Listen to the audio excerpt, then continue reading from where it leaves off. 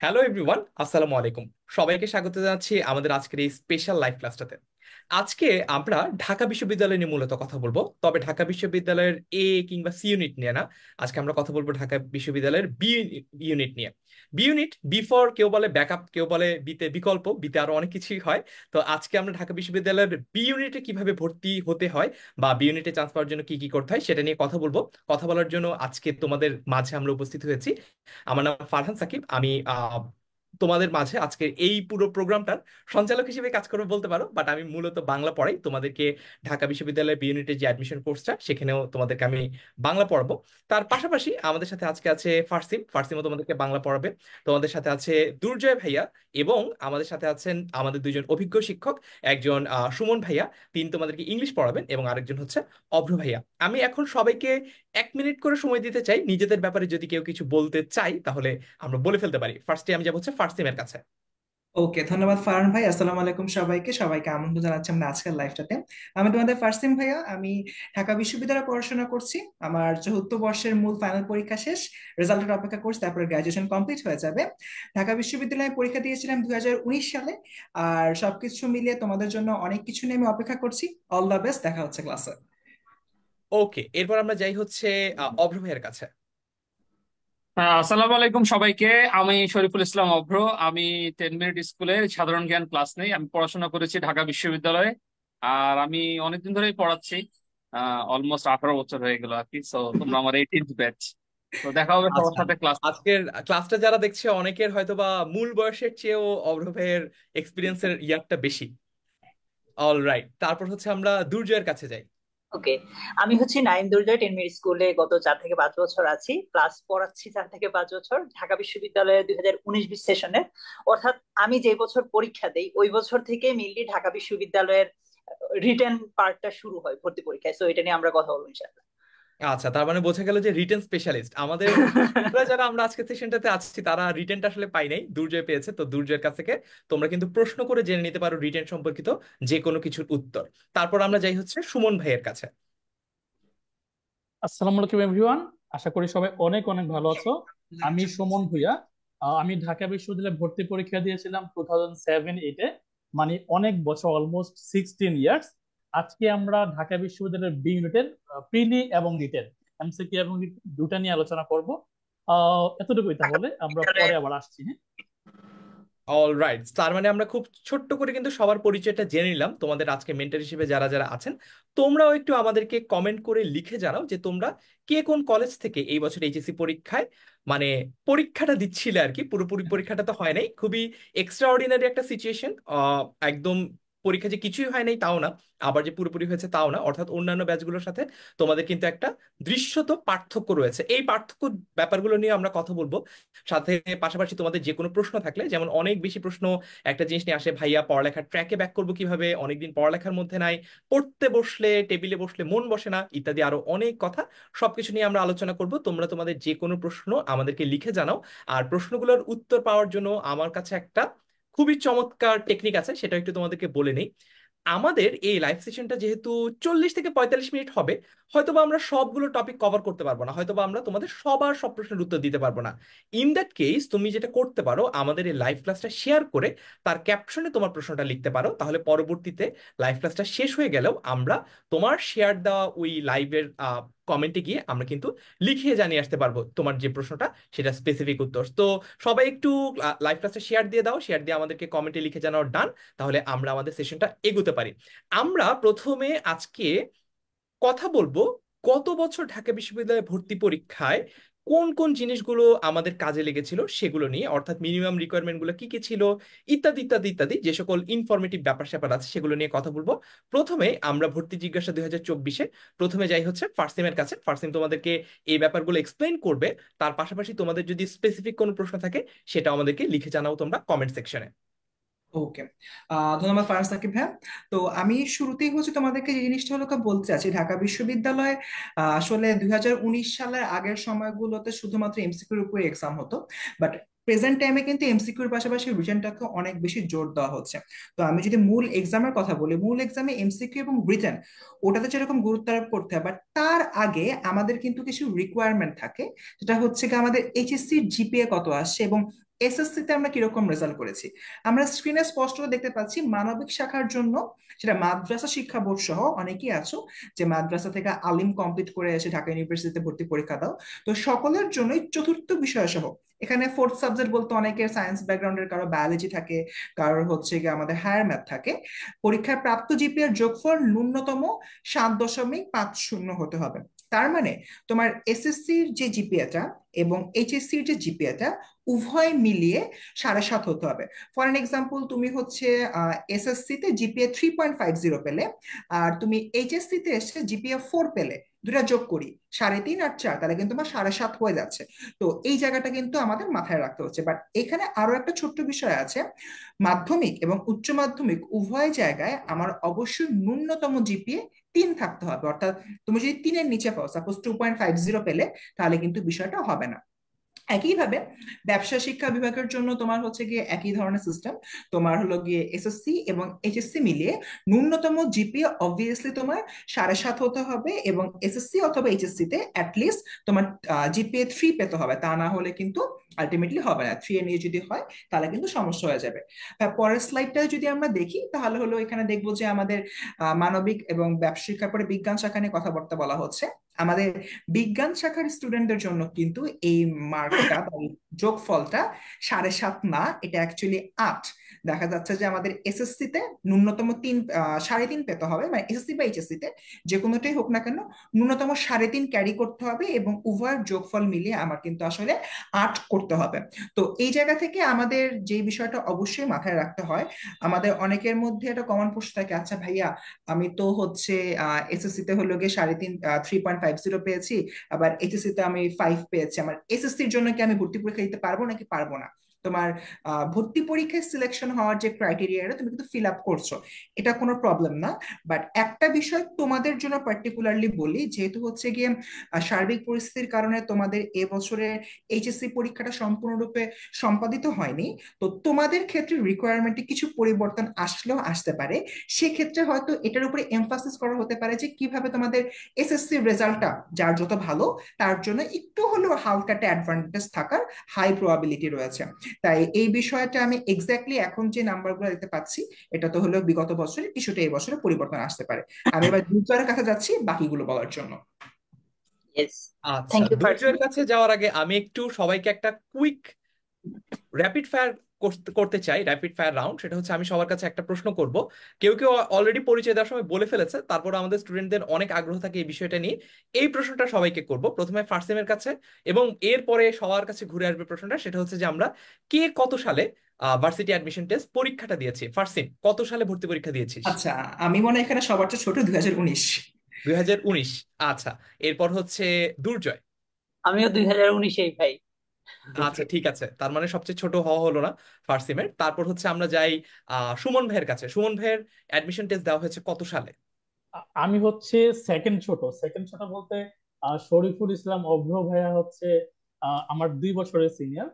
আমি পরীক্ষা দিয়েছিলাম 2007-8 সেশন, অর্থাৎ 8-এ ভর্তি হয়েছিলাম। হ্যাঁ, তখন ক্লাস অল রাইট। আচ্ছা, আমরা তখন স্কুলে পড়ি। আর এরপর হচ্ছে অভ্র ভাই। অভ্র ভাই কত সালে ভর্তি পরীক্ষা দিয়েছেন?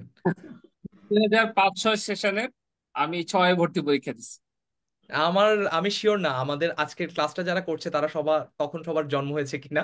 যাই হোক, আর আমি ভর্তি পরীক্ষা দিয়েছি, আমার এইচএসসি 2015-তে ছিল, 2015 লাস্টের দিকে আমি ভর্তি পরীক্ষা দিয়েছি, মানে 2015 লাস্ট 2016 শুরু, এই রকম সময় মিলিয়ে পরীক্ষাটা দিয়েছি। অলরাইট, সো এরকম আরো মজার মজার কুইক ফায়ার রাউন্ড হবে, এক একটা ছোট ছোট প্রশ্ন করব, এবং তোমরা আমাদের ইনস্ট্রাক্টরদের সম্পর্কে এবং তাদের এরকম রিলেভেন্ট যে জিনিসগুলো, ইনফরমেশন গুলো, মজার মজার টুকরো টুকরো, সেগুলো আমরা জানবো এই সেশনটার মাঝে মাঝেই। এরপর যাচ্ছে দুর্জয়ের কাছে। দুর্জয়। থ্যাংক ইউ ভাই। আমরা সবাই জানি যে আমাদের একটা সময় ঢাকা বিশ্ববিদ্যালয় বি ইউনিটে শুধুমাত্র মানে বি ইউনিটের স্টুডেন্ট মানবিকরাই পরীক্ষা দিতে পারতো। তো এখন কিন্তু আবার ব্যাপারটা একটু ডিফারেন্ট হয়ে গেছে, যে তুমি বি ইউনিট, তুমি ধরো এই ইউনিটের মেনলি ক্যান্ডিডেট, বা তুমি ধরো সায়েন্সে পড়ো কিংবা ব্যবসা শিক্ষায় পড়ো, তুমি কিন্তু চাইলে বি ইউনিটে পরীক্ষা দিতে পারবা। আগে যেটা ডি ইউনিট ছিল, এটা এখন কাইন্ড অফ বি ইউনিট হয়ে গেছে। তো ওই দিকটা বিবেচনায় ঢাকা বিশ্ববিদ্যালয়ের বি ইউনিটের সব মিলিয়ে যদি আমরা আসন সংখ্যা বলি, সেটা প্রায় 2934টা। এবার আসো যে আমাদের ভর্তি পরীক্ষার নম্বর বন্টনটা কিরকম হবে। সো এমসিকিউ অংশের জন্য আমাদের তো দুইটা পার্ট এখন, একটা হচ্ছে এমসিকিউ আর একটা হচ্ছে রিটেন। এমসিকিউ অংশের জন্য 60 নম্বর থাকবে আমাদের বরাদ্দ। আর 60 নম্বর আমরা 45 মিনিটের মধ্যে উত্তর করব। 60 নম্বরের মধ্যে বাংলা বা অ্যাডভান্সড ইংলিশের 15টা প্রশ্ন 15 নম্বর, জেনারেল ইংলিশের 15টা প্রশ্ন 15 নম্বর, আর জিকে আন্তর্জাতিক প্লাস বাংলাদেশ দুটো মিলিয়েই 30টা প্রশ্ন 30 নম্বর। এই টোটাল হচ্ছে 60টা প্রশ্নের জন্য 60 নম্বর প্লাস 45 মিনিট। আমরা এই তো গেল এমসিকিউ। এবার যদি আমরা লিখিতের পার্টটা দেখি, রিটেনের পার্টটা যেটা নিয়ে স্টুডেন্টরা সবচেয়ে বেশি ভয় থাকে, সেটা হচ্ছে 40 নম্বরের জন্য তোমাকে 45 মিনিট দিবে। দেখো এমসিকিউ 60 নম্বরের জন্য 45 মিনিট দিচ্ছে, লিখিত 40 নম্বরের জন্য 45 মিনিট দিচ্ছে। তারপরেও কিন্তু স্টুডেন্টের লিখিততে এসে মানে নির্দিষ্ট সময়টাতে শেষ করতে পারে না আর কি। তো লিখিততে বাংলার জন্য 20 নম্বর, আর যারা ইলেকটিভ ইংলিশ তাদের জন্য, ইলেকটিভ ইংলিশ বলতে এটা অ্যাডভান্সড ইংলিশ আর কি মেনলি, তাদের জন্য 20 নম্বর, জেনারেল ইংলিশেরও 20 নম্বর। লিখিততে কিন্তু আবার জিকে নাই। এমসিকিউর জন্য তুমি জেনারেল নলেজ আছে, বাট লিখিততে কিন্তু আবার জেনারেল নলেজটা নাই। এই ছিল তোমার আগের 60 নম্বর, এখন 40 নম্বর। এই হচ্ছে টোটাল 100 নম্বর। আরো 20 নম্বর আছে, আমরা একটু পরের স্লাইডটাতেই দেখবো এটা।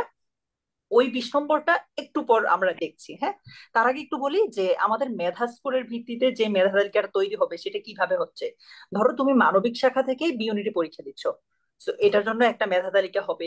তুমি বি ইউনিটে পরীক্ষা দিচ্ছ বাট তোমার বিভাগ ছিল ধরো বিজ্ঞান, সেটার জন্য আরেকটা মেধা তালিকা হবে।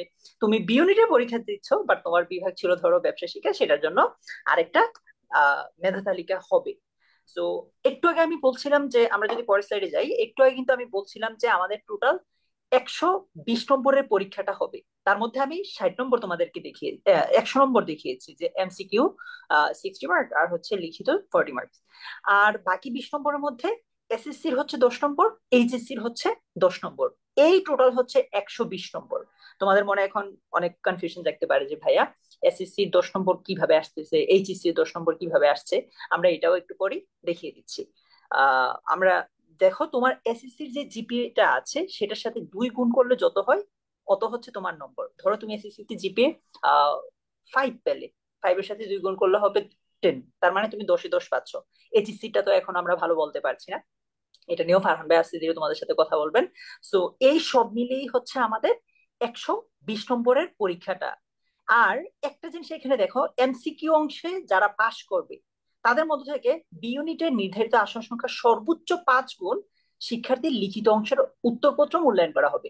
ধরো এমসিকিউ তে যতজন পাশ করছে তার মধ্যে সিট, এই যে আমরা দেখলাম 2900 প্লাস সিট, 2900-র সাথে 5 গুণ করলে যতটা হয় অত গুণ খাতা মেনলি দেখা হবে। তারপর সিরিয়াল অনুযায়ী যে ফার্স্ট হবে সেকেন্ড হবে ওইভাবে মূলত বিভাগ দেওয়া হবে আর কি। ঠিক আছে, ওকে। অল আমরা রাইট, সো দুর্জয়ের কাছ থেকে আমরা কিন্তু শর্টে জেনে নিলাম একদম কিভাবে তোমাদের মার্ক ডিস্ট্রিবিউশনটা হয়, বা কিভাবে কিভাবে নম্বর বন্টন করা হয়, এবং কিভাবে আসলে মেধা তালিকাগুলো করা হয়। বি ইউনিটে সবাই পরীক্ষা দিতে পারে, সায়েন্সের হও কিংবা কমার্সের হও কিংবা আর্টসের হও, সবাই তোমরা পরীক্ষা দিতে পারবা, কিন্তু সবার কিন্তু মেরিট লিস্টটা আলাদা হবে। অর্থাৎ সায়েন্সের লিস্টটা আলাদা হবে, কমার্সের লিস্টটা আলাদা হবে, আর্টসের লিস্টটা আলাদা হবে। সায়েন্সের সাথে কিন্তু সত্যি কথা বলতে আর্টসের একজন স্টুডেন্টের ডিরেক্ট কম্পিটিশন হয় না। একই প্রশ্নে তুমি পরীক্ষা দিচ্ছ, কিন্তু তোমার যেই মেধা তালিকাটা সেটা আলাদাই হচ্ছে। এবং প্রত্যেকটা ইউনিট থেকে, অর্থাৎ সায়েন্সের জন্য সিট আলাদা করা, কমার্সের জন্য সিট আলাদা করা, আর্টসের জন্য সিট আলাদা করা। এই জন্য আসলে ভয়ের কোনো কারণ নাই যে আমার সাথে তো একটা সায়েন্সের স্টুডেন্টও কম্পিট করছে, এটা নিয়ে ভয়ের কোনো কারণ নাই। এটা একদমই অমূলক একটা দুশ্চিন্তা। এইবার আমাদের পরের যে র্যাপিড ফায়ার রাউন্ড সেটার জন্য যাব, সেটা হচ্ছে আমরা সবাই একটা করে বই রিকমেন্ড করব নিজের রিলেভেন্ট সাবজেক্টের।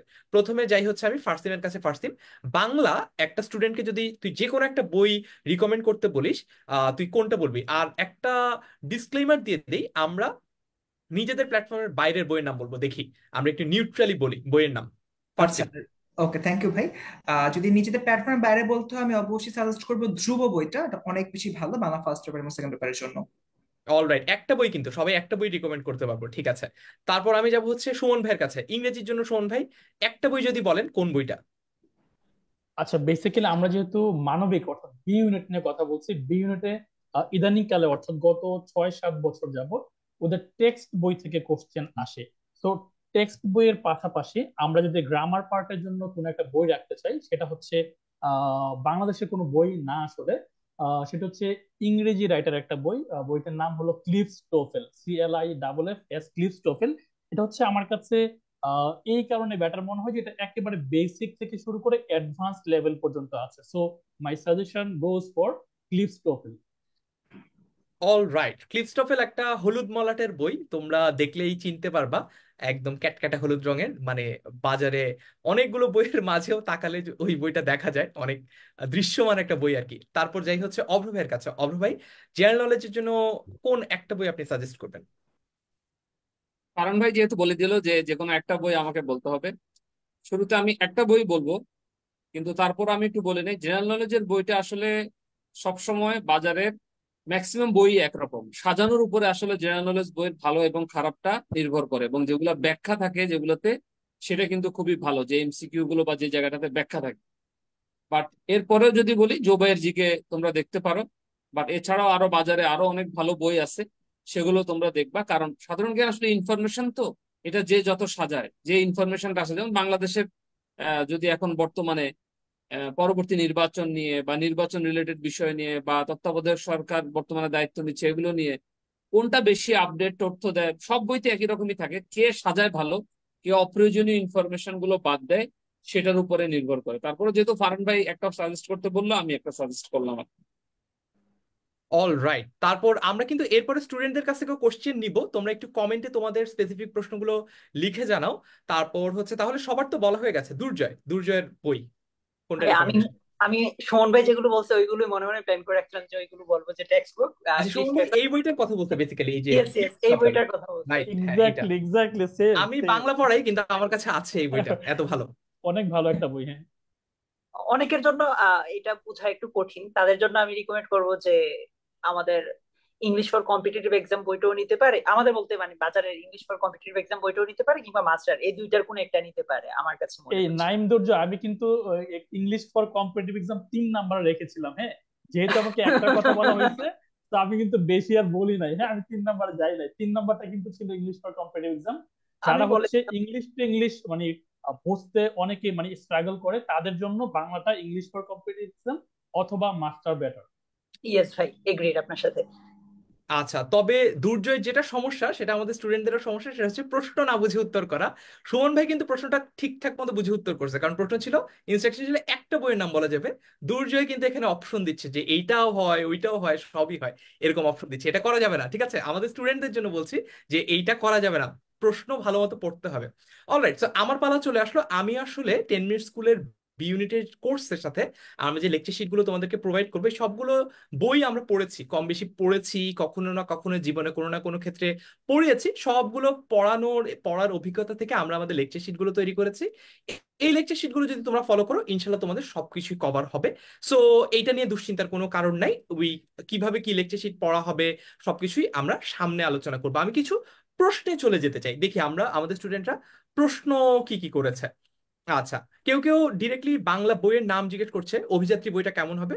অভিযাত্রী বইটাও ভালো, তোমরা চাইলে যে কোনো একটা বাংলা বই ফলো করো। দেখো, একটা প্রবলেম হয় কি, আমরা অনেকগুলো বই কিনি, ভাবি যে এটাও পড়বো, এটাও পড়বো, এটাও পড়বো, এটাও পড়বো, কিন্তু সব শেষে কোনোটাই আসলে প্রপারলি পড়া হয় না। এই জন্য তোমাদের জন্য সাজেশন হচ্ছে যে যে কোনো একটা বই নাও। দেখো, একই বই পড়ে কেউ পরীক্ষায় ফার্স্ট হয়, আবার সেম বইটা পড়ে কেউ কিন্তু পরীক্ষায় ফেলও করে। তার মানে একটা বই তুমি কি করছো, এটা হয়তো বা তোমাকে একটা প্রপার গাইডলাইনে, একটা রাইট ট্র্যাকে রাখতে পারে, কিন্তু দিন শেষে তুমি রেসটা শেষ করতে পারবা কি পারবা না, সেটা কিন্তু তোমার লেগে থাকার উপর নির্ভরশীল। কারণ আমরা সবাই জানি যে admission test is not a sprint, this is the marathon basically.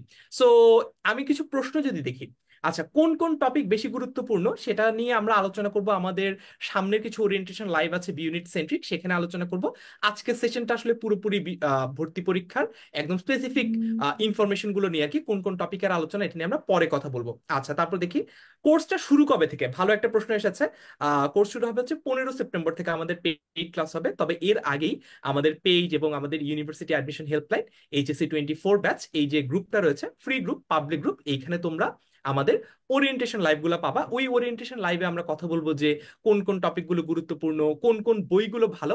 আজকে সবাইকে একটা করে বইয়ের নাম বলার সুযোগ দিয়েছি দেখে সবাই হয়তো বা একটা বই বলেছে সবচেয়ে ভালো যেটা তার কাছে মনে হয়, কিন্তু আমরা এরকম যখন ওরিয়েন্টেশন লাইভ করবো তখন আমরা এটা নিয়ে কম্পারেটিভ আলোচনা করবো যে আচ্ছা, যে অলরেডি ইংলিশে ভালো তার জন্য হয়তো বা ক্লিফস্টোফেল বইটা ভালো হয়, কিন্তু যার হয়তো বা ইংলিশের বেসিকটাই অত ভালো না, যে ইংলিশে লেখা একটা বই পড়ে যে বুঝবে না, তার জন্য হয়তো বা মাস্টার বইটা ভালো হয়। তো এইরকম যে আলোচনাগুলো, সেগুলো আমরা ওরিয়েন্টেশন লাইভে করব। অলরাইট, তারপর দেখি এরপর আর কোন প্রশ্নগুলো করে ফেলো, একটু প্রশ্নগুলো সবাই একটু করে ফেলো, আমি প্রশ্নগুলোর উত্তর দিয়ে দেই ঝটপট। আচ্ছা, আর একটু বন্ধুদেরকে কমেন্টে মেনশন করে দাও, ক্লাসটা শেয়ার করো যাতে বাকি বন্ধুরাও জয়েন করতে পারে। একা একা তোমার কলেজ থেকে ঢাকা বিশ্ববিদ্যালয়ে পড়তে গেলে অ্যাটলিস্ট যাতায়াত ভাড়াটাও বেশি লাগবে, ঠিক আছে? দুইজন মিলে আসা যাওয়া করলে ভাড়াটাও শেয়ার করে কমাতে পারবে। এই জন্য বন্ধুদেরকে, একা একা ঢাকা বিশ্ববিদ্যালয়ে রওনা দিও না, বন্ধুদেরকেও নিয়ে যাওয়ার চেষ্টা করো, ইনশাল্লাহ জীবনে ফারান ভাই, অনেক সুযোগ সুবিধা ভালো করতে পারবে। আচ্ছা, আজিম বলেছে যে রিটেন অংশে কি কি বিষয়ের উপর গুরুত্ব দেওয়া উচিত। 1 মিনিট সময় দিব ফারসিমকে, 1 মিনিট সময় দিব দুর্জয়কে। রিটেনের জন্য একদম টপ প্রায়োরিটি কোনগুলা? রিটেন পার্ট বাংলা বলবে ফারসিম, আর ইংলিশ বলবে দুর্জয়। ঠিক আছে, ধন্যবাদ। ব্রিটেনের জন্য একদম টপ প্রায়োরিটি নাম্বার ওয়ান, তোমার হচ্ছে ইংরেজি থেকে বাংলা ট্রান্সলেশনটা খুবই গুরুত্বপূর্ণ। নাম্বার টু, সারাংশ সারমর্ম অনেক বেশি গুরুত্বপূর্ণ। এবং নাম্বার থ্রি, তোমাদের বাংলা ব্যাকরণের ব্যাকরণিক শ্রেণী বিভাগ, যেটা মানে একটা প্যাসেজ দেওয়া থাকে, প্যাসেজ থেকে আন্ডারলাইন করে বের করতে হবে কোনটা বিশেষ্য কোনটা সর্বনাম, এটা এই তিনটা জিনিস অনেক বেশি গুরুত্বপূর্ণ, প্রায় সময় এটা এসে থাকে। দুর্জয়। ইংলিশের ক্ষেত্রে number one paragraph, number two explanation, না নাম্বার টু তে আমি এক্সপ্লেনেশন রাখবো না, নাম্বার টু তে হচ্ছে sentence making, number three explanation, number four gap filling with and without group. শেষ, এগুলো সবচেয়ে বেশি গুরুত্বপূর্ণ। অলরাইট, এইবার আমরা একটু অভ্র ভাইয়ের কাছে যাব এবং সুমন ভাইয়ের কাছে যাব একটা পার্টিকুলার স্ট্র্যাটেজি নিয়ে কথা বলতে। আমরা স্লাইডে দেখতে পাচ্ছি যে আমাদের একটা ভুল উত্তরের জন্য 0.25 নম্বর করে কাটা যায়, অর্থাৎ প্রতি 4টা ভুল উত্তরের জন্য একটা সঠিক প্রশ্নের যে নম্বর আমার প্রাপ্য ছিল, পাওনা ছিল, সেই নম্বরটা কেটে ফেলা হয়। ঠিক আছে, এই যে নেগেটিভ মার্কিংটা, এই নেগেটিভ মার্কিং এর সাথে আমাদের শিক্ষার্থীরা প্রথমবারের মতো পরিচিত হচ্ছে, কারণ এর আগে আমরা যখন বোর্ড পরীক্ষাগুলো দিয়েছি এসএসসি বা এইচএসসি, তখন আমাদের নেগেটিভ মার্কিং ছিল না, আমরা সব পারি না পারি সবকিছু আমরা দিয়ে আসার চেষ্টা করতাম। এখন আমি একটু অভ্র ভাইয়ের কাছে যাই, যে অভ্র ভাইয়ের আসলে সাজেশনটা কি, একটা স্টুডেন্ট এই নেগেটিভ মার্কিং এর রিস্কটা কিভাবে সে মিটিগেট করতে পারে। এরপর আমি যাব হচ্ছে সুমন ভাইয়ের কাছে। কারণ ভাই নেগেটিভ মার্কিং সবচেয়ে বেশি মানুষ কনফিউজড হয় আমার কাছে মনে হয় জিকের ক্ষেত্রে, কারণ জিকের প্রত্যেকটা লাইনে এক একটা ইনফরমেশন। তো খুব সহজে যদি বলি সেটা হলো প্র্যাকটিস করতে হবে প্রচুর পরিমাণে।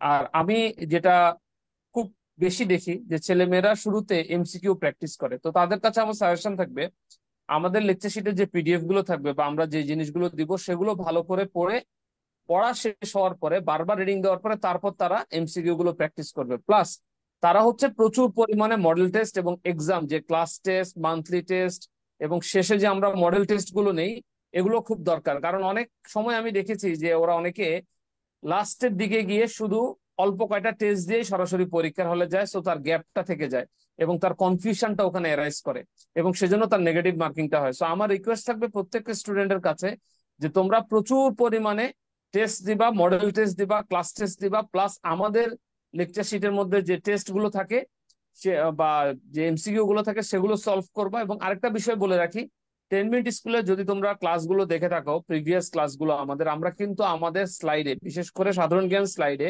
আমরা প্রচুর এমসিকিউ রাখি এবং সেই এমসিকিউ গুলো ক্লাসে আমরা প্রতিটা টপিকের পর ইম্পর্টেন্ট এমসিকিউ গুলো সলভ করাই বেশিরভাগ, এবং শেষেও অনেক এমসিকিউ রাখি। কারণ ওই যে নেগেটিভ মার্কিং এর যে কনফিউশনের কারণে হয়, সে কনফিউশনটা যাতে না হয়। আমি একটা ছোট্ট উদাহরণ দিব, খুবই ছোট।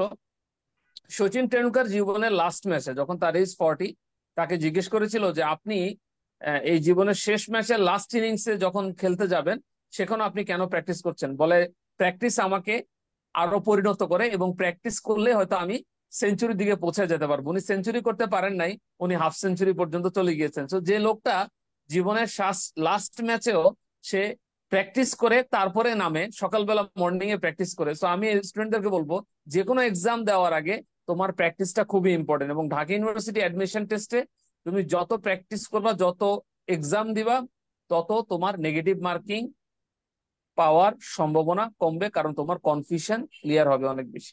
থ্যাংক ইউ পারন ভাই।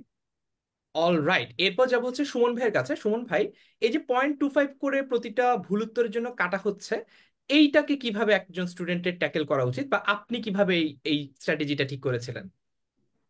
আচ্ছা, আমি একটু যদি আমি আমার কথা বলি, 2007 and 2008 এর কথা এটা। ঢাকা বিশ্ববিদ্যালয়ের ডি ইউনিট, তখন 4টা ইউনিট ছিল, ABCD। আমি সায়েন্সের স্টুডেন্ট ছিলাম, ডি ইউনিটের পরীক্ষা দেওয়া লাগতো।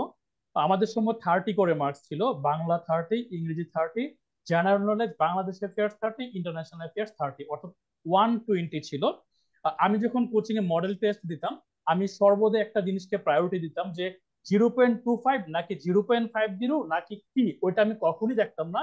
আমি দেখতাম যে এই কোশ্চেনটার মধ্যে আমার কিছু অপশন বা কিছু কথাবার্তা মানে মোটামুটি কমন আছে কিনা। যদি একেবারেই দেখতাম যে কমন না, তাহলে আমি ওটা স্কিপ করতাম। তো এই ক্ষেত্রে আমার নিজের পরীক্ষাটা 120টা, 120 হচ্ছে মার্কস ছিল, কিন্তু কোশ্চেন ছিল হচ্ছে 100টা আমাদের সময়। তো প্রতিটা কোশ্চেনের জন্য 1.20 করে ছিল। তো আমি 120টা থেকে I can clearly remember the question, I can clearly remember the day, যে আমি 111টা কোশ্চেন দাগিয়েছিলাম। মানে 9টা কোশ্চেন আমি ছেড়ে দিয়েছিলাম জাস্ট, যেগুলো কিনা বেশিরভাগই ছিল বাংলা এবং ইন্টারন্যাশনাল অ্যাফেয়ার্স, একেবারেই আমি জীবনও দেখি নাই। ওই 111-র মধ্যে কিন্তু আমি 81 দশমিক মানে 81.75 পেয়েছিলাম। 120-এর মধ্যে 81.75। ইভেন ইফ আমি এটা যদি আরেকটু বলি, যে 0.25 নয়, শুধু বিসিএস পরীক্ষা কিন্তু 0.50 থাকে।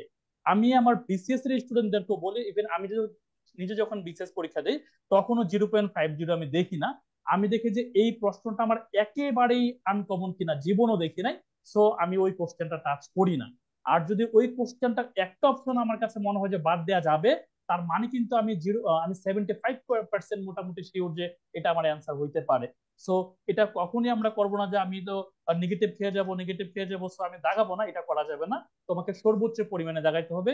120 থেকে 120টা কোশ্চেনই দাগানো উচিত। বা এখন যতটা কোশ্চেন থাকে, এখন তো এমসিকিউ তো 60 থাকে, আমি সবসময় রেকমেন্ড করবো যে অবশ্যই ফুল কোশ্চেন মানে 60টা কোশ্চেনই দাগানো উচিত, ইন মাই অপিনিয়ন। এটা হচ্ছে আমার 16 বছরের এক্সপিরিয়েন্স বলে। থ্যাংক ইউ ফারহান ভাই। অলরাইট, তার মানে আমরা কিন্তু জেনে নিলাম দুইজন আমাদের অভিজ্ঞ মেন্টরদের কাছ থেকে যে আসলে এই যে 0.25 এর ব্যাপারটা, এটাকে কিভাবে ট্যাকেল করা যায়। তো তোমাদের অনেক চমৎকার চমৎকার প্রশ্ন আমরা কমেন্টে পাচ্ছি, তোমরা কমেন্টগুলো করতে থাকো। আমি তোমাদের রিলেভেন্ট যে প্রশ্নগুলো এগুলো আমাদের যে টিচার যখন বলছেন তখন তার কাছে আমি প্রেজেন্ট করব। এরপর এই পার্টটা যদি একটু দুর্জয় বলিস। আচ্ছা, ঠিক আছে ভাই। সো আমরা ঢাকা বিশ্ববিদ্যালয়ে বি ইউনিটে যদি পরীক্ষা দেই, একজন একটা কোয়েশ্চেন করছিল যে ভাইয়া আমি সি ইউনিট থেকে কি বি ইউনিটে পরীক্ষা দিতে পারবো কিনা। অবশ্যই পারবে। তো বি ইউনিটে পরীক্ষা দিলে এই যে স্ক্রিনে যে সাবজেক্ট গুলো দেখছো, এগুলোই মেইনলি মোটা দাগে এই সাবজেক্ট, এর বাইরে অনেক সাবজেক্ট আছে, ওইগুলো মেইনলি বি ইউনিটে পরীক্ষা দিলে তুমি এগুলো পাবে। এইখানে ভাই আমি তাজিমের একটা কোয়েশ্চেনের উত্তর দিতে চাই। তাজিম জিজ্ঞেস করছিল যে ভাইয়া আমাদের 15 তারিখ থেকে যদি ক্লাস হয়, তাহলে এই দিনগুলো আমরা কি করব 15 তারিখের আগ পর্যন্ত।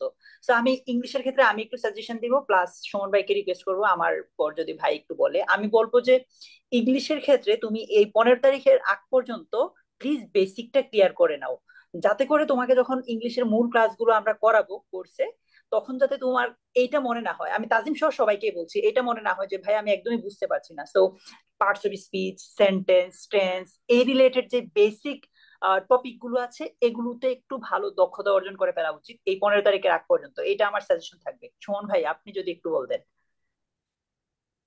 আচ্ছা, এই ক্ষেত্রে আমার সাজেশন যেটা হবে, যেহেতু আমরা এখন ফ্রি আছি, আমরা টিচারের সাহায্য ছাড়া যেই পড়াগুলো সে কমপ্লিট করতে পারবো সেটাতে আমাদের এমফাসিস করা উচিত। যেমন মেমোরাইজিং পার্ট, আমি যদি গত বছর ঢাকা বিশ্ববিদ্যালয়ের বি ইউনিটের কোশ্চেনটা একটু চেক করি, স্পেলিং আসছে একটা, তারপর অ্যান্টোনিম আসছে একটা, সিনোনিম আসছে একটা, আর প্রেপোজিশন আসছে একটা। সো এগুলো হচ্ছে মেমোরাইজিং পার্ট। এই মেমোরাইজিং পার্ট এগুলো কিন্তু আমাদের টিচার দরকার নাই। এই মেমোরাইজিং পার্ট গুলো কোনগুলো? Preposition, vocabulary, synonym, antonym, phrase, idiom, প্রবাদ বাক্য, তারপর হচ্ছে স্পেলিং।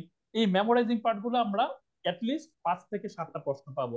এগুলোর জন্য আমার টিচার দরকার নাই, এগুলো হচ্ছে আমরা আপাতত পড়াটা আগায় রাখতে পারি। আর বেসিক যাদের একেবারে দুর্বল, দুর্জয়ের সাথে আমি হচ্ছে সুর মিলিয়ে বলতে চাই, যাদের বেসিক দুর্বল, যেমন পার্টস অফ স্পিচ চিনি না, নাউন কোনটা, প্রনাউন কোনটা, অ্যাডজেক্টিভ কোনটা, নাউনের প্রকারভেদ বুঝি না, হ্যাঁ, প্রপার কোনটা, কমন কোনটা, এই কমন বিষয়গুলো যেগুলো খুবই বেসিক, এই বিষয়গুলো যদি আমরা আপাতত জেনে যাই, তাহলে টিচার যখন ক্লাস নিবে তখন আমাদের জন্য বেটার হবে টিচারকে আন্ডারস্ট্যান্ড করতে পারা বা টিচারকে বুঝতে পারাটা। সো এতটুকুই। অনেক অনেক ধন্যবাদ দুইজনকেই, দুর্জয়কে এবং সুমন ভাইকে। সো আমরা এটাও জেনে নিলাম যে আসলে আমাদের মেইন ক্লাস তো শুরু হবে 15 সেপ্টেম্বর, বাট 15 সেপ্টেম্বরের আগেও কিন্তু আমাদের অনেক কিছু করার আছে। একটা জিনিস একটু গুরুত্বপূর্ণ, সবাইকে মনে করিয়ে দেই, আমরা অনেক দিন ধরে পড়ালেখার মাঝে নাই। পড়ালেখা থেকে অনেক দূরে, এই জন্য একটু পড়ালেখাটা স্টার্ট করে দিতে হবে। একদম 15 তারিখ যখন তোমাদের পেইড কোর্সটা বা পেইড ক্লাসগুলো শুরু হয়ে যাবে, তখন আসলে আর দম ফেলারও ফুরসত পাবা না। এই জন্য, এবং বিশ্বাস করো, ভয় দেখাচ্ছি না, বাস্তবতা তোমাদেরকে একটু বুঝিয়ে দিচ্ছি। অ্যাডমিশন টেস্টের পড়ার প্রেশার এত বেশি, এটার মধ্যে যখন তুমি একবার ঢুকে যাবা, এখান থেকে কিন্তু বের হয়ে আসার উপায় একমাত্র যখন তখনই পাবে, যখন তুমি ভর্তি পরীক্ষায় পাশ করে বের হয়ে আসতে পারবে। মানে ভর্তি পরীক্ষাটা দেওয়া পর্যন্ত কিন্তু ডেইলি বেসিসে তোমাকে হয়তোবা 6, 8, 10, 12 ঘন্টা যার যতটুকু দরকার পরীক্ষায় ভালো করার জন্য, ততটুকু সময় প্রতিদিন দিতে হবে। এই কারণে 15 সেপ্টেম্বরের আগ পর্যন্ত যারা পড়ালেখা থেকে অনেক, হ্যালো, হ্যালো, হ্যাঁ ভাইয়া, শোনা যাচ্ছে অলোকে।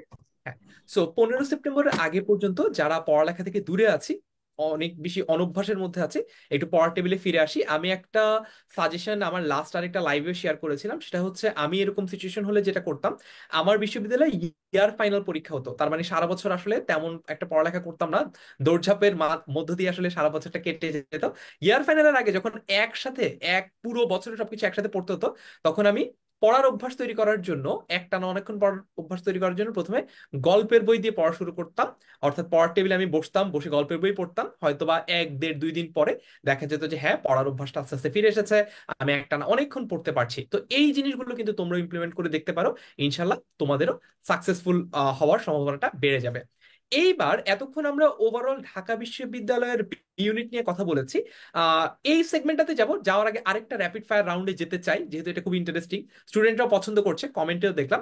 এইবারের প্রশ্ন হচ্ছে যে আমরা কে কোন প্রাইমারি টার্গেট নিয়ে পরীক্ষাটা দিয়েছি, অর্থাৎ বি ইউনিটের জন্য ঢাকা বিশ্ববিদ্যালয়ে কি আমাদের প্রাইমারি টার্গেট ছিল? যারা যারা আজকের এই সেশনে আছি, ঢাকা বিশ্ববিদ্যালয়ে যদি প্রাইমারি টার্গেট হয়ে থাকে, তাহলে কোন ইউনিটের জন্য আমরা প্রিপারেশন নিয়েছি? প্রথমে আমরা যাই হচ্ছে দুর্জয়ের কাছে। দুর্জয়, তোর ভাই আমার প্রাইমারি টার্গেট ঢাকা বিশ্ববিদ্যালয় ছিল, প্লাস বি ইউনিটি ছিল, একমাত্র এটাই টার্গেট ছিল। একমাত্র এটাই টার্গেট? কোনো ব্যাকআপ ছিল না? না, শুরু দিকে কোনো ব্যাকআপ ছিল না। আচ্ছা, ঠিক আছে। So do you recommend this, যে স্টুডেন্টদের কি কি ব্যাকআপ সহ আগানো উচিত নাকি ব্যাকআপ ছাড়া? ডেফিনেটলি ব্যাকআপ সহ আগানো উচিত, এত বড় রিস্ক নেওয়া দরকার নাই ভাই। আচ্ছা, ঠিক আছে, তার মানে তোমরা দুর্জয়ের মতো এত রিস্ক নেওয়া দরকার নেই, কারণ দুর্জয়ের মতো মেধাবী তো আমরা নাও হতে পারি, তাই না? আচ্ছা, তারপর আমরা অভ্র ভাইয়ের কাছে যাই। অভ্র ভাইয়ের মেইন টার্গেট কি ছিল? আমাদের সময় আমি ডি ইউনিট থেকে চান্স পেয়েছি আমাদের সময়। আর আমি আসলে একটা টিমে বিশ্বাস করি সব সময়। এটা এটা আমার সব জবের যত পরীক্ষা আছে সব জায়গায় সেটা হলো, আমি প্রিপারেশন ভালো নিব সব সময়, আমার পরীক্ষা যাতে যেখানে দেয় সেখানে আমি চান্স পাই। এবং আমার টার্গেট ছিল আমাকে একটা ভালো সাবজেক্ট পেতে হবে। আর আমি যেহেতু ঢাকার বাইরে পড়ালেখা করেছিলাম, সো ঢাকা বিশ্ববিদ্যালয়ে পড়া আমার একটা ড্রিম ছিল। সো সেহেতু আমি আমার ওই ড্রিম আসলে আমার ঢাকা ইউনিভার্সিটি ছিল, যেটা হলো সবচেয়ে বড় বিষয়। তো সেই জন্য আমি লাইফে শুরু থেকে ড্রিম ছিল আমি ঢাকা বিশ্ববিদ্যালয়ে পড়বো। সো আমি সবসময় বলি সবাইকে, প্রিপারেশন ভালো নাও, অটোমেটিক পরীক্ষা ভালো হবে। এবং আহ, সব জায়গায় পরীক্ষা দিবা, কারণ তুমি যখন অনেক জায়গায় চান্স পাবা, তখন তোমার মধ্যে কনফিডেন্সটা অনেক বেড়ে যাবে। যেমন আমাদের সময় জাহাঙ্গীরনগর ইউনিভার্সিটিতে পরীক্ষা হতো। তো আমাদের সময় জাহাঙ্গীরনগর ইউনিভার্সিটির পরীক্ষাটা আগে হতো। তো ওখানে সাবজেক্ট ওয়াইজ পরীক্ষা হতো, প্রত্যেকটা সাবজেক্ট ওয়াইজ পরীক্ষা হতো আমাদের সময়। তো আমি প্রথম যেটাতে চান্স পেয়েছিলাম সেটা হলো অ্যানথ্রোপোলজিতে, এবং আমি অ্যানথ্রোপোলজিতে ফার্স্ট হয়েছিলাম রিটেন। তো আমার ওইটা আমাকে প্রচুর কনফিডেন্স নিয়ে আসে আমার ভেতরে, যে আমি এটা হয়েছে তার মানে হয়তো সামনের গুলো হবে। তো এই জন্য আমি বলবো যে সব জায়গায় পরীক্ষা দিবা, প্রিপারেশন ভালো নাও, যেখানে সাবজেক্ট ভালো হবে সেখানে তুমি ইনশাল্লাহ টিকে যাবে। অলরাইট, ফারসিন, টার্গেট কি ছিল? আচ্ছা, আমার টার্গেট ছিল বুয়েটের আর্কিটেকচার, আর প্ল্যান বি ছিল হলো আমাদের ঢাকা ইউনিভার্সিটি বি ইউনিট। আমার সময় যদি ডি ইউনিট ছিল, বাট বুয়েটের আর্কিটেকচার যখন হলো না, তখন প্ল্যান বি ওয়ার্ক আউট। তো সবার জন্য বলবো, আর যাই হোক, রিস্ক না নিয়ে প্ল্যান বি রাখা ফরজ। আচ্ছা, তারপর যাই হচ্ছে সুমন ভাইয়ের কাছে। আচ্ছা, আ- আমাদের সময় আমি 2007 and 2008 আমি 4টা বিশ্ববিদ্যালয় থেকে ফর্ম উঠিয়েছিলাম। চট্টগ্রাম বিশ্ববিদ্যালয়, জাহাঙ্গীরনগর বিশ্ববিদ্যালয়, ঢাকা বিশ্ববিদ্যালয়, জগন্নাথ বিশ্ববিদ্যালয়। আমি যেহেতু সায়েন্সের স্টুডেন্ট ছিলাম, সায়েন্স আমি একেবারে টোটালি যখন আমি এইচএসসি সেকেন্ড ইয়ারে পড়ি তখন থেকে স্কিপ করেছিলাম। আমি জানতাম যে আমি ঢাকা বিশ্ববিদ্যালয় বা যে কোনো বিশ্ববিদ্যালয় ডি ইউনিটে ভর্তি পরীক্ষা দিব, সায়েন্স আমি টোটালি মানে ধরবো না। তো একেবারে প্রথম পরীক্ষা ছিল আমাদের চট্টগ্রাম বিশ্ববিদ্যালয়ে। চট্টগ্রাম বিশ্ববিদ্যালয়ে আমি 3টা ইউনিটে পরীক্ষা দিতে পারতাম। 3টা ইউনিট বলতে একটা ছিল মানবিক, ওটাতে হচ্ছে আমি ইংলিশ পেয়েছিলাম। আর তারপর হচ্ছে ছিল ল ফ্যাকাল্টি, ওটাতে ল পেয়েছিলাম। আর আরেকটা ছিল হচ্ছে কমার্সে, ওটাতে ফাইন্যান্স পেয়েছিলাম। অর্থাৎ চট্টগ্রাম বিশ্ববিদ্যালয় তিনটা ইউনিটে আমি চান্স পেয়েছিলাম। পরে পরীক্ষা ছিল জাহাঙ্গীরনগর বিশ্ববিদ্যালয়, টোটাল রিটেন ছিল 100 থেকে 100 রিটেন। ওইটা আমি দুটা ফর্ম উঠিয়েছিলাম, একটা ছিল ইন্টারন্যাশনাল রিলেশন, একটা ছিল ইংলিশ। ফরচুনেটলি এবং আনফরচুনেটলি যেটাই বলি, আমি দুটার মধ্যে একেবারে মারাত্মকভাবে ফেল করছি। আমি একেবারে একটা তো টিকি নাই, মানে রিটেন ছিল ওই ফলে। এরপরে 3 নাম্বার ছিল ঢাকা বিশ্ববিদ্যালয় ভর্তি পরীক্ষা ডি ইউনিট। ওটাতে হচ্ছে আমার মেরিট ছিল 342তম সায়েন্স থেকে, তখন 550 ছিল। আর এরপরে জগন্নাথ বিশ্ববিদ্যালয় পরীক্ষা, ওইটা আমার আর দেওয়া হয় নাই, যেহেতু আমি ঢাবিতে ভর্তি হয়ে গেছিলাম। তো আমার মনে হয় যে এটা একটা রিস্ক প্রজেক্ট ছিল আমার জন্য। রিস্ক হলো আমার হাতে অনেকগুলো অপশন ছিল, বিকজ চট্টগ্রাম ছিল, জাহাঙ্গীরনগর ছিল, ঢাকা ইউনিভার্সিটি ছিল। হ্যাঁ, অনেকগুলো অপশন ছিল, বাট এখন কিন্তু পরীক্ষা দেওয়া যা কম, কারণ জিএসটি তে কিন্তু সবগুলো চলে আসছে। সো আমার মনে হয় যে ওই যে ফার্সিন যে কথাটা বললো, হাতে একটা অপশন রাখাটা বেটার। কারণ ভাই, অল রাইট, সো সবার কাছ থেকে সবার প্রাইমারি টার্গেটটা জেনে নিলাম। আমার প্রাইমারি টার্গেট মনে হয় স্টুডেন্টদের কাছে কখনোই বলা হয়নি। আমার প্রাইমারি টার্গেট ঢাকা ইউনিভার্সিটির আইবিএ ছিল, আর আমার সেকেন্ডারি টার্গেট ছিল বিদেশ চলে যাওয়া। আমার টার্সিয়ারি টার্গেট ছিল হচ্ছে জাহাঙ্গীরনগর বিশ্ববিদ্যালয়। তো আসলে প্রাইমারি সেকেন্ডারি কোনোটাই হয় নাই, আলটিমেটলি টার্সিয়ারি যেটা সেটাই হয়েছে। তো জাহাঙ্গীরনগরে পড়লেও ছাত্র হিসেবে খুব একটা খারাপ ছিলাম না, I can guarantee you that. তো আসলে কেন তারপরও প্রাইমারি টার্গেটে পড়া হয় নাই, সেকেন্ডারি টার্গেটে হয় নাই, এই যে ব্যর্থতার গল্পগুলা, এই ব্যর্থতার গল্পগুলো তোমাদের সাথে আমরা শেয়ার করতে চাই আমাদের সামনের আপকামিং দিনগুলোতে। কারণ আদারওয়াইজ সবাই সবসময় সাকসেস স্টোরি বলে, কিন্তু আমরা আসলে সবার সেলিব্রেশনটাই দেখি, যেটা সামনে সবাই করে, যে হ্যাঁ সাফল্যের পরে যে উদযাপনটা, এটা আমরা দেখি। কিন্তু ওই সাফল্যের পিছনে যে স্ট্রাগল গুলো, ওই সাফল্যের পিছনে যে ব্যর্থতাগুলো, এগুলো নিয়েও আমরা কথা বলবো, যাতে তোমরা সবসময় মোটিভেটেড থাকো। কখনোই যাতে একটা জায়গায় হোঁচট খেলা, সে হোঁচট খাওয়াটা যাতে তোমাদের থেমে যাওয়ার কারণ না হয়, এটা নিয়ে আমরা পুরো অ্যাডমিশন সিজনে কিন্তু কাজ করবো, আমাদের পুরো টিচার প্যানেল। এইবার তোমাদের অনেকের কাছ থেকে প্রশ্ন পেলাম যে ভাইয়া আমাদের এই কোর্সটা শুরু হবে কবে, এবং এখানে আসলে কি পড়ানো হবে, কিভাবে পড়ানো হবে। চলো এটা নিয়ে একটু শর্টে তোমাদেরকে ডেসক্রাইব করি, তারপর লাস্টে একটা কিউএনএ সেশন দিয়ে আমরা আজকে সেশনটা শেষ করব। সো আমরা এতক্ষণ ঢাকা বিশ্ববিদ্যালয়ের বি ইউনিট নিয়ে কথা বলেছি। ঢাকা বিশ্ববিদ্যালয়ের বি ইউনিটে বেসিক্যালি তিনটা মাত্র সাবজেক্ট পড়তে হয়, বাংলা, ইংলিশ আর জেনারেল নলেজ। তো বাংলা, ইংলিশ আর জেনারেল নলেজের উপরই এমসিকিউ পরীক্ষা হয়, সিকিউ পরীক্ষা হয়। সেটা নিয়ে অলরেডি তোমাদেরকে বিস্তারিত ফারসিম ভাইয়া আর দুর্জয় ভাইয়া বলেছে। এখন আমি তোমাদেরকে বলি আমরা কোন কোর্সে তোমাদেরকে এই সকল জিনিসপত্র পড়াবো। আমাদের কোর্সটার নাম হচ্ছে B unit Dhaka varsity admission course 2024, অর্থাৎ তোমাদের ব্যাচ যেটা, সেটার নামে কিন্তু কোর্সটা। এখন কোর্সে ভর্তি হবো কিভাবে?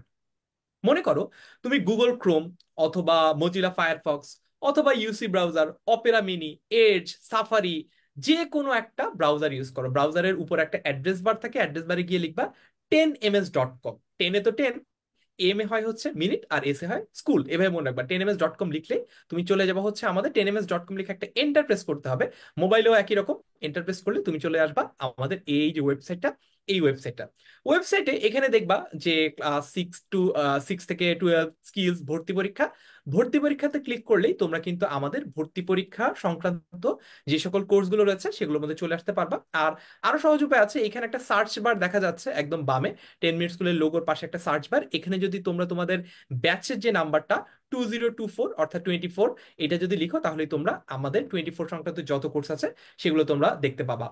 এরপরে এইখানে যদি তুমি দেখো অনেকগুলো কোর্স রয়েছে। বি ইউনিট সেকেন্ড টাইমার এটা 2023 ব্যাচের জন্য। এছাড়া বাকি যে কোর্সগুলো রয়েছে, medical, Dhaka varsity A unit, Dhaka varsity B unit, Dhaka varsity C unit, সবগুলোই কিন্তু 2024 ব্যাচের জন্য, অর্থাৎ তোমাদের জন্য। তো তুমি ঢাকা বিশ্ববিদ্যালয়ের বি ইউনিটের উপর ক্লিক করলা। ক্লিক করার পরে তুমি কিন্তু চলে আসবা আমাদের এই যে প্রোডাক্ট ডেসক্রিপশন পেজ বা পিডিপি আমরা বলি, এইখানে চলে আসবা। এইখানে টোটাল প্রাইসটা হচ্ছে 3500 টাকা, কিন্তু এখনো ক্লাস শুরু হওয়ার আগ পর্যন্ত একটা ডিসকাউন্ট আছে। ডিসকাউন্টে তোমরা ভর্তি হতে পারো 2750 টাকায়। তো ভর্তি হওয়ার জন্য তোমরা কোর্সটি কিনুন এই বাটনটাতে ক্লিক করবা। বাটনটাতে ক্লিক করে সামনের দিকে যাবা, তারপর হচ্ছে এখানে নিচে একটা গ্রিন বাটন আছে শুরু করুন, এইখানে ক্লিক করবা। ক্লিক করার পরেই কিন্তু তোমরা যে কোনো পেমেন্ট গেটওয়ে দিয়ে, বিকাশ, নগদ অথবা যে কোনো ব্যাংক দিয়ে তোমরা পে করতে পারবা, এবং তোমরা দ্রুততম সময়ের মধ্যে আমাদের কোর্সে ক্লাস শুরু করে দিতে পারবা। সো এভাবেই খুব সহজেই তোমরা ঢাকা বিশ্ববিদ্যালয়ে তোমাদের যে জার্নিটা, সেই জার্নিটা আমাদের সাথে শুরু করতে পারবা। এবং ইনশাল্লাহ আমরা তোমাদেরকে কথা দিচ্ছি, এই যে তোমাদের হাত আমরা একবার ধরলাম, এই হাত আর ছাড়াছাড়ি হবে না। বিশ্ববিদ্যালয়ে তোমাকে ইনশাল্লাহ চান্স পাইয়েই ছাড়বো। এবং গত বছর আমার মনে আছে আমরা প্রায় 8 থেকে 9 মাস ক্লাস পরীক্ষা নিয়েছি। অ্যাডমিশন টেস্ট যেহেতু অনেকগুলো অ্যাডমিশন টেস্ট হয়েছে, কিছু পরীক্ষা বিশেষত গুচ্ছ যে ভর্তি পরীক্ষাটা ছিল, গুচ্ছ জিএসটি যে বিশ্ববিদ্যালয় ভর্তি পরীক্ষাটা, এটা রমজান মাসের পরে চলে গিয়েছিল। এই জন্য আরো 2 মাস এক্সট্রা আমরা কিন্তু ক্লাস পরীক্ষার ব্যবস্থা করেছিলাম। তোমাদের জন্য একই কথা প্রযোজ্য। কোর্স শেষ বা ক্লাস শেষ, খোদা হাফেজ, 10 মিনিট স্কুল এই নীতিতে বিশ্বাস করে না। যতদিন পর্যন্ত তোমাদের প্রয়োজন আমরা তোমাদের পাশে সর্বোচ্চ রকম ভাবে থাকার চেষ্টা করব। সো আমাদের লাস্ট দিকে চলে এসেছি আমরা। এইবার যদি তোমাদের কোনো প্রশ্ন থাকে, সেই প্রশ্নগুলো তোমরা আমাদেরকে কমেন্টে লিখে জানাও, আমরা ঝটপট তার উত্তরগুলো দিয়ে দিব। আর যদি এই সেশনের পরেও তোমাদের কোনো প্রশ্ন থাকে কোর্স নিয়ে, কোর্সের ক্লাস নিয়ে, টিচারদেরকে নিয়ে বা অন্য যে কোনো কিছু নিয়ে, তোমরা যে কোনো সময় কল করতে পারো 16910 এই নম্বরে। এখন আমি কয়েকটা প্রশ্ন যদি তোমাদেরকে একটু একটু দেখি। আজকের সেশনে অনেক গুরুত্বপূর্ণ জিনিস আলোচনা হয়েছে। তোমরা একটু ক্লাসটা যদি শেয়ার করো তোমাদের নিজেদের টাইম লাইনে, তোমাদের বন্ধুরা তো দেখতে পারবেই, তার পাশাপাশি তোমরাও কিন্তু পরবর্তীতে আবার এই সেশনটা আরেকবার দেখে নিতে পারবা। যেমনটা কিনা আমাদের কোর্সের ক্ষেত্রে প্রত্যেকটা লাইভ ক্লাসের রেকর্ডেড ভার্সন থাকবে। এই জন্য একটা লাইভ ক্লাস কোনো কারণে যদি মিস হয়ে যায়, ঘাবড়ানোর বা দুঃখ পাওয়ার কোনো ব্যাপার নাই। পরবর্তীতে আবারও ওই লাইভ ক্লাসটা রেকর্ডেড ভার্সন তুমি দেখে নিতে পারবা। আবার এমন যদি হয় যে আচ্ছা, আমি একদম অ্যাডমিশন সিজনের প্রিপারেশনের শুরুতে আমি একটা ক্লাস করেছিলাম, 3 মাস 6 মাস পরে পরীক্ষা দেওয়ার আগে আমি ওই ক্লাসটা সম্পর্কে ভুলে গেছি, ওই টপিকটা আরেকবার রিভাইজ করা দরকার, তখনও কিন্তু এই রেকর্ডেড ক্লাসটা তুমি কাজে লাগাতে পারবে। আমাদের এই কোর্সটার এক্সপায়ারি ডেট থাকবে একদম তোমার শেষ যে অ্যাডমিশন টেস্টটা, সেই অ্যাডমিশন টেস্ট পর্যন্ত। এইবার যদি একটু প্রশ্ন তোমাদের দেখি। আচ্ছা, জিএসটি বা গুচ্ছ নিয়ে আলাদা করে এই সেশনে আমরা কিছু বলছি না, কারণ জিএসটি বা গুচ্ছ নিয়ে টোটালি আলাদা লাইভ হবে আজকে ক্লাসটা, আজকে সেশনটা শুধুমাত্র ঢাকা বিশ্ববিদ্যালয়ের বি ইউনিট নিয়ে। আর তোমাদের যদি স্পেসিফিক কোনো ভাইয়ার কাছে প্রশ্ন থাকে, যে অভ্র ভাইয়ের কাছে প্রশ্ন, দুর্জয় ভাইয়ের কাছে প্রশ্ন, সুমন ভাইয়ের কাছে প্রশ্ন, সেটাও তোমরা একটু আমাদেরকে লিখে জানাতে পারো। আচ্ছা, আহ অগাস্টিন বলেছে যে বি ইউনিটের পাশাপাশি আইবি এর প্রিপারেশন নেওয়া কি রিস্কি কিনা। আমার কাছে মনে হয় এটা একটা বেটার অপশন। আইবি এর পাশাপাশি বি ইউনিটের প্রিপারেশন না নিয়ে বি ইউনিটের পাশাপাশি আইবি এর preparation now. I I hope যে আমি কি মিন করতে চেয়েছি তুমি বুঝতে পেরেছো। তার মানে তোমার প্রাইমারি টার্গেটটা যদি বি ইউনিট হয়, ইনশাল্লাহ বি ইউনিট হবেই। এরপরে গো ফর দ্য এক্সেলেন্স, এরপর তুমি আইবিএ এর জন্য ট্রাই করো। ঠিক আছে, আইবিএ কে প্রাইমারি টার্গেট না ধরে আইবিএ কে তুমি আইবিএ কে সেকেন্ডারি টার্গেট রাখাটা তোমার জন্য প্রেফারেবল হবে। দেন অ্যাগেইন এটা আসলে একজনের সিচুয়েশন আরেকজন কখনোই এভাবে পুরোপুরি জাজ করে বলতে পারে না, কারণ আমি তো জানি না যে তুমি আসলে ম্যাথমেটিক্যাল প্রবলেম কত দ্রুত সলভ করতে পারো, কত নির্ভুলভাবে সলভ করতে পারো। তুমি আসলে ইংলিশের তোমার অবস্থাটা কি একদম বিগিনার লেভেলে নাকি অ্যাডভান্স লেভেলে, এটা তো আমি বাইরে থেকে বলতে পারছি না। এটা তোমার সিদ্ধান্তটা একটু তোমাকেই নিতে হবে। আচ্ছা, পলিন আক্তার জিজ্ঞেস করেছে, ফার্সিমের কাছে যাই, শুধু অনলাইন ক্লাসের উপর নির্ভর করা কি যথেষ্ট হবে কিনা। আচ্ছা, ধন্যবাদ। একটা কথা তোমাদেরকে বলি, সেটা হচ্ছে তুমি অনলাইনে পড়ো অফলাইনে পড়ো, at the end of the day তোমার বাসায় নিজের জন্য যদি একটা সেপারেট স্টাডি আওয়ার না থাকে, তোমার কোনোটাই অ্যাকচুয়ালি কোনো প্রকার কাজ হবে না। সো পড়াটার চাইতে আমি তোমাকে দুইটা বিষয় উপরে জোর দিতে বলবো। নাম্বার ওয়ান, তোমার হচ্ছে বেশি বেশি প্র্যাকটিস করতে হবে নিজে নিজে, এবং নাম্বার টু, নিজের স্টাডি আওয়ারটা একদম পার্টিকুলারলি মেনটেন করতে হবে। ফারহান ভাই, যদি কিছু আপনি অ্যাড করতে চান এখানে। আমার আর খুব বেশি কিছু অ্যাড করার নেই, আমি এরপর পরের প্রশ্নটাতে যাব, কারণ আমরা এখন কিউএনএ সেশনে আছি। দুর্জয়ের কাছে যাই। দুর্জয়ের কাছে একজন জানতে চেয়েছে সে এসএসসি তে 4.44 পেয়েছে, সে কি ঢাকা বিশ্ববিদ্যালয়ে ভর্তি পরীক্ষা দিতে পারবে কিনা। অবশ্যই পারবে, বাট বাকিটা ডিপেন্ড করছে এইচএসসির উপর আর কি। All right. তারপর হচ্ছে একটা প্রশ্ন পেয়েছি, এটাও দুর্জয়ের কাছে যাই, সেটা হচ্ছে যে পরীক্ষা কি শর্ট সিলেবাসে হবে নাকি ফুল সিলেবাসে হবে। ঢাকা বিশ্ববিদ্যালয় একদম ঘোষণা দিয়ে শর্ট সিলেবাসে পরীক্ষা নেয়, তো শর্ট সিলেবাসেই হবে, এতটুকু ভরসা রাখতে পারো ঢাকা বিশ্ববিদ্যালয়ের উপর। All right. এরপরে যাব হচ্ছে অভ্র ভাইয়ের কাছে। অভ্র ভাই, একটা প্রশ্ন আমরা প্রতিনিয়ত পাই, সেটা হচ্ছে যে দিনে কত ঘন্টা পড়তে হবে। আচ্ছা, অ্যাডমিশন টেস্টের জন্য আসলে এখন এটা তোমরা যেহেতু ইউনিভার্সিটি অ্যাডমিশনের জন্য অ্যাটলিস্ট 8 আওয়ার্স তোমাদের পড়াশোনা করতে হবে। বাট আমি একটা বিষয় বলি, সেটা হলো পড়াটা আসলে নিজের উপরে নির্ভর করে। তুমি যতক্ষণ পড়লে, এমন আছে অনেকে হয়তো 8 ঘন্টায় পড়ে কাভার করতে পারে না, তার 12-15 ঘন্টাও পড়া লাগে। অনেকে আছে যে যে 8 ঘন্টা পড়ে সে 6 ঘন্টা পড়লেও কাভার হয়। এটা আসলে অ্যাকচুয়ালি একটা মানুষের নিজের উপর নির্ভর করে। তবে আমার একটা সাজেশন এই ক্ষেত্রে, সেটা হলো তোমরা টাইমটাকে ভাগ করে ফেলো। সকালে যদি 3 ঘন্টা পড়ো, তুমি দুপুরে 1-2 ঘন্টা পড়ো, রাত্রে 3 ঘন্টা পড়ো বা 4 ঘন্টা পড়ো। এবার নিজের টাইমটা ভাগ করে ফেলো, এবং যেটা হলো প্রতিদিন একই টাইম মেনটেন করার চেষ্টা করো। তুমি যদি 8 ঘন্টা পড়ো, ডেইলি 8 ঘন্টা পড়ার চেষ্টা করবো। অনেকে দেখা গেছে যে একদিনে 10 ঘন্টা পড়ে, পরের দিন 3 ঘন্টা পড়ে। সো অ্যাভারেজ করলে দেখা গেছে উইকে আসলে তার পড়াটা কিছুই হয় না। সো প্রতিদিন একটা টাইম মেনটেন করার জন্য ট্রাই করো। আই হোপ সো ভালো কিছু হবে ইনশাল্লাহ। অলরাইট, সো এটা আমরা জেনে নিলাম একটা বহুল জিজ্ঞাসিত প্রশ্ন। সুমন ভাইয়ের কাছে যাই। সুমন ভাইয়ের কাছে প্রশ্ন হচ্ছে যে আমাদের একজন শিক্ষার্থী রেনেসা প্রশ্ন করেছে, বৈপ্লবিক প্রশ্ন, যে what is the first thing I should study for my admission preparation? কি দিয়ে শুরু করবে ও?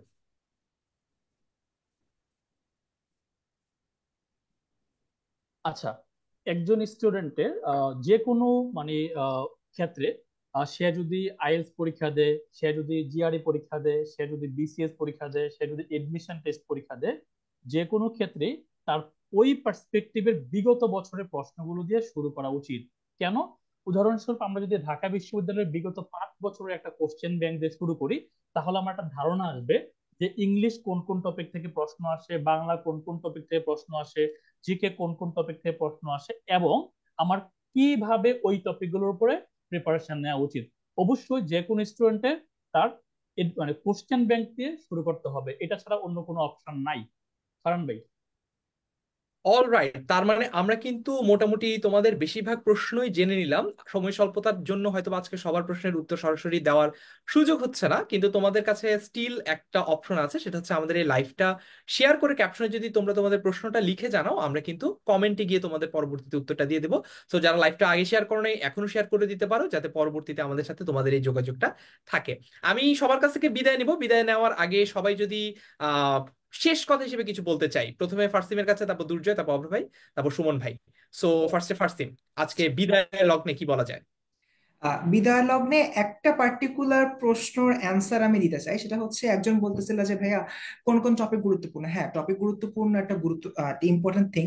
বাট তুমি যখন ইনিশিয়ালি প্রিপারেশন নেওয়া শুরু করবে, তোমার টার্গেট থাকবে বইয়ের সবকিছুই আমি পড়বো, কারণ অ্যাডমিশনে বলা যায় না বইয়ের কোথা থেকে প্রশ্ন আসবে। তো wish you all the very best. আমাদের সাথে থাকলে ইনশাল্লাহ বইয়ের সবকিছুই আমাদের কাছ থেকে পড়তে পারবে, শিখতে পারবে, জানতে পারবে। তারপর যাব হচ্ছে দুর্জয়ের কাছে। দুর্জয়, আমি একটু সহজ করে দিই টাস্কটা, সেটা হচ্ছে make up promise to the students, যে আমাদের বি ইউনিটের এই কোর্সটাতে ভর্তি হলে হাউ উইল ইউ সার্ভ, একটা প্রমিস, যে আমি ওকে, প্রতিজ্ঞা করছি যে আমি স্টুডেন্টদের জন্য এইটা করবই করব। স্টুডেন্টদের কাছে একটা ভীতির জায়গা থাকে ইংলিশটা। আমি এতটুকু প্রমিস করতে পারি, ইংলিশটা, overall English plus specially English রিটেনের যে ভয়টা আছে, এটা ইনশাল্লাহ থাকবে না যদি আমাদের গাইডলাইন ফলো করে পুরো করছে। আচ্ছা, তারপর হচ্ছে অভ্র ভাইয়ের কাছে যাব। স্টুডেন্টদের কাছে অভ্র ভাইয়ের প্রমিস কি এই কোর্সে যারা ভর্তি হবে তাদের জন্য? আমি একটা কথা বিশ্বাস করি যে স্বপ্ন দেখতে হবে লাইফ, জীবনে যে কোনো অবস্থায় স্বপ্ন দেখতে হবে। স্বপ্ন দেখতে টাকা লাগে না, স্বপ্ন দেখতে লাগে আনন্দ, স্বপ্ন দেখতে লাগে মনের সাহস। স্বপ্ন দেখো, তোমার এসএসসি এবং এইচএসসি রেজাল্ট তুমি আর চেঞ্জ করতে পারবে না। রেজাল্ট যাই হোক, তুমি টিকবা নাকি টিকবা না, সিজিপিএ যাই হোক, তুমি ঝাঁপায় পড়ো, চেষ্টা করো। কম জিপিএ নিয়ে চান্স পাওয়া, এটা এক অদ্ভুত আনন্দ আছে। সো আমি মনে করি তোমার সিজিপিএ যাই হোক, ট্রাই করো, ইনশাল্লাহ তুমি চান্স পাবো। আরেকটা বিষয়, আমাদের 10 মিনিট স্কুল, আমরা যারা জিকে ক্লাস নিচ্ছি, আমাদের জিকে ডিপার্টমেন্ট সম্পূর্ণ পড়াগুলো আমরা রেডি করে দেই। তোমরা চোখ বন্ধ করে আমাদের উপর ট্রাস্ট করো, এবং তোমরা অনলাইন ক্লাস ফেথ নিয়ে করতে পারো, কারণ হচ্ছে এটা তোমার টাইম সেভ করবে অনেক বেশি। সো 10 মিনিট স্কুলের সাথে থাকো, সব আমরা রেডি করে দেবো ইনশাল্লাহ। তুমি শুধু আমাদেরকে সময় দিবা এবং ঠিক মতো বাসায় পড়াশোনা করবা। তারপর যাব হচ্ছে সুমন ভাইয়ের কাছে। সুমন ভাইয়ের প্রমিসটা কি স্টুডেন্টদের জন্য? কারণ ভাই, আপনার একটা কথা খুব ভালো লেগেছে আমার কাছে, সেটা হলো তোমাদের হাত ধরলাম। খুবই ভালো লাগলো এই সেন্টেন্সটা, হাত ধরলাম। এইটা, এটা কতটুকু মিন করে আসলে, আর যে আমরা ছাত্রদেরকে কতটুকু ওন করি। তাছাড়া আমার আরেকটা কথা, সেটা হলো এখানে যারা আমরা পড়াচ্ছি, লিস্ট, হ্যাঁ, একদম ছোট যে বাচ্চাটি নাইম দুর্য, সেও কিন্তু 4 বছর ধরে পড়ায়। তো এটা কিন্তু মানে এখানে এক্সপিরিয়েন্সড সবাই আমরা, আর অভ্রবায়া থেকে শুরু করে সবাই কিন্তু লিস্ট আমরা 4 ইয়ার্স 5 ইয়ার্স ধরে পড়াই। তো সবাই কিন্তু, যেহেতু আমরা এক্সপিরিয়েন্স, আশাই করতে পারি যে তারা ভালো কিছু পাবে। আর তাদেরকে আমি লাস্ট যে সেন্টেন্সটা বলতে চাই, তারা সবাই কিন্তু বিপ্লবী। তারা যেমন দফা এক দাবি এক নিয়ে যেভাবে কাজ করেছে, আমিও চাই যে পড়াশোনার ক্ষেত্রেও তাদের একটা দফা থাকবে, একটাই দাবি থাকবে, বিশ্ববিদ্যালয়ে চান্স পেতেই হবে। ফারহান সাকিব ভাই। ইনশাল্লাহ। তো সবার কাছ থেকে আলাদা আলাদা করে প্রমিস গুলো আমি জেনে নিলাম। আমার ব্যাপারে প্রমিস দেওয়ার চেয়ে আমি একটা তোমাদেরকে রেফারেন্স দেখাতে চাই। আমাদের একটা গ্রুপ আছে, ইউনিভার্সিটি অ্যাডমিশন হেল্পলাইন, HSC 24। তো এই গ্রুপটাতে আমরা গত বছর HSC 23 ব্যাচের শিক্ষার্থীদের অ্যাডমিশন প্রিপারেশনের জন্য পড়িয়েছি। এই গ্রুপে সার্চ বারে গিয়ে আমার নাম লিখে সার্চ করবা, অথবা অভ্রবের নাম লিখে সার্চ করতে পারো। তোমরা তখন বুঝতে পারবা যে আসলে আমরা কথায় না কাজে বিশ্বাসী, এই জন্য আলাদা করে কোনো প্রমিস দিচ্ছি না, তোমরা নিজেরা যাবা এই গ্রুপটাতে যাবা, আবারও নামটা বলি, university admission helpline HSC 24 batch. এই গ্রুপে গিয়ে আমার নাম লিখে সার্চ দাও প্রথমে, অথবা স্ক্রল ডাউন করো নিচে গিয়ে দেখো গত বছরের স্টুডেন্টদেরকে আমরা কিভাবে সার্ভিস দিয়েছি, কত দিন পর্যন্ত সার্ভিস দিয়েছি, এবং যখন একটা স্টুডেন্ট চান্স পায় নাই তখন তার অনুভূতিটা কেমন ছিল, বা যারা চান্স পেয়েছে তাদের অনুভূতিটা কেমন ছিল, সবকিছুরই একদম সচিত্র যে প্রামাণ্য যে দলিল সেটা তোমরা নিজেরাই ওই গ্রুপে গিয়ে দেখতে পারবা। সো এই গ্রুপটাতেও জয়েন করে ফেলতে পারো। সো সবাইকে অনেক অনেক ধন্যবাদ জানিয়ে আজকের মতো আমরা এখানেই বিদায় নিতে চাই, তবে আজকেই বিদায় নিচ্ছি। সামনে যখন তোমাদের ক্লাস নেওয়া শুরু করবো তখন কিন্তু আর কোনো ছাড়াছাড়ি হবে না। 15 সেপ্টেম্বর থেকে ইনশাল্লাহ আমাদের এই কোর্সের অফিসিয়াল জার্নি পেইড ক্লাসটা শুরু হবে। তবে তার আগে আমরা বেশ কিছু ওরিয়েন্টেশন লাইভের প্ল্যান করেছি। ওরিয়েন্টেশন লাইভের যে রুটিনগুলো সেগুলো সময় এবং টপিক সহ আমরা আমাদের 10 মিনিট স্কুলের পেজ, 10 মিনিট স্কুলের গ্রুপ, সব জায়গায় আমরা সার্কুলেট করে দিব, তোমরা দেখে নিতে পারবা। অর্থাৎ তোমাদের এই যে জার্নিটা, সেই জার্নিটা স্মুথ করার জন্য সব রকম প্রচেষ্টাই কিন্তু আমরা করছি। ইনশাল্লাহ তোমাদের সাথে আমাদের দেখা হবে। তবে একটা কথা একটু বলে নেই, তুমি আর আমরা, আমাদের মধ্যে সম্পর্কটা হচ্ছে শিক্ষক এবং শিক্ষার্থী। তোমরা যদি এই পেইড কোর্সটাতে ভর্তি নাও হও, তারপরে তোমরা আমাদের শিক্ষার্থী। তার মানে এই না যে তোমাদের তোমাদের একটা হেল্প লাগবে, বা তোমার একটা সাজেশন লাগবে, একটা মেন্টরশিপ লাগবে, একটা প্রশ্ন আছে তোমার মাথায়, সেই প্রশ্নটার উত্তর আমরা দিব না, এটা হতে পারে না। তার মানে তোমাদের যদি ইচ্ছা হয়, তোমাদের যদি ভালো মনে হয়, তোমাদের যদি আমাদের উপর আস্থা থাকে, তাহলে ঢাকা বিশ্ববিদ্যালয়ে বি ইউনিট HSC 2024 ব্যাচের জন্য আমাদের যে পেইড কোর্সটা, এটাতে ভর্তি হতে পারো। আর যদি আর্থিক অসঙ্গতি বা অন্য যে কোনো কারণেই হোক, তুমি যদি ভর্তি নাও হতে চাও, you are welcome to do that. কিন্তু যদি কখনো কোনো প্রশ্ন মাথায় আসে, যদি কখনো কোনো সাজেশন, হেল্প, মেন্টরশিপ ইত্যাদি যা কিছু দরকার হয়, ডোন্ট হেজিটেট। কখনো এটা নিয়ে হেজিটেট করার দরকার নেই যে আমি তো আসলে কোর্সে ভর্তি হই নাই, ফারহান ভাইকে নক দিলে হয়তো বা আমার উত্তর দিবে না। এটা কখনোই হবে না ইনশাল্লাহ। এটাই তোমাদের কাছে আমার শেষ প্রমিস। ইনশাল্লাহ দেখা হবে ক্লাসে। আজকের মতো এখানেই বিদায় দিচ্ছি। আসসালামু আলাইকুম, আল্লাহ হাফেজ সবাইকে।